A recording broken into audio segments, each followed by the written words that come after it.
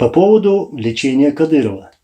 У нас года 2 есть достоверная информация, что Кадыров подсел на сильнодействующие наркотические препараты. Вы могли также заметить, что в последнее время он не мог связать даже 2 слова на чеченском языке.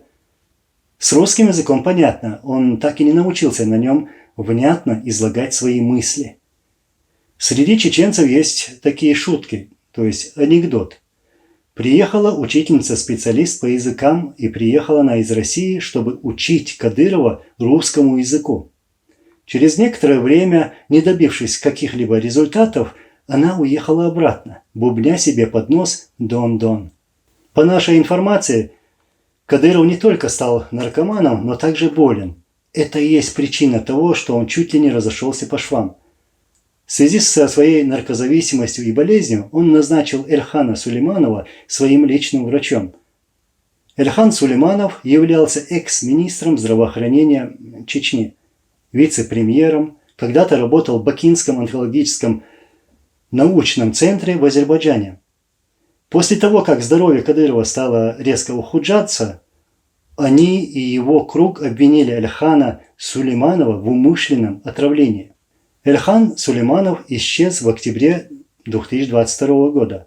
Это можно даже проверить в его инстаграме, последней публикации.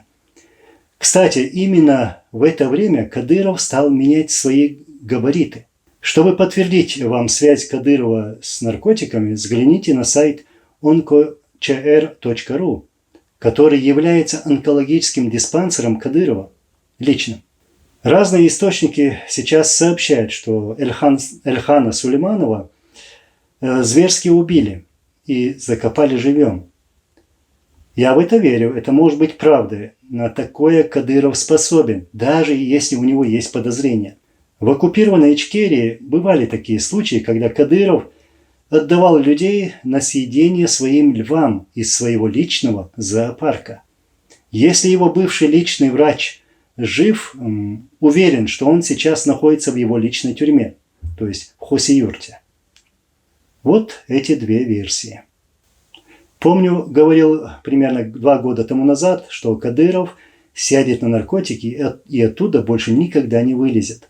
И после того, как в этом году средства массовой информации заговорили о его болезни Кадырова и ранении Делимханова, они решили опровергнуть это, записав совместное видео. Перед камерой сели 2 предателей чеченского народа. Один опухший, который не мог открыть глаза и связать свои слова, и другой, который еле-еле сидел на своем стуле. Все их страдания – это кара Всевышнего за страдания замученных ими людей.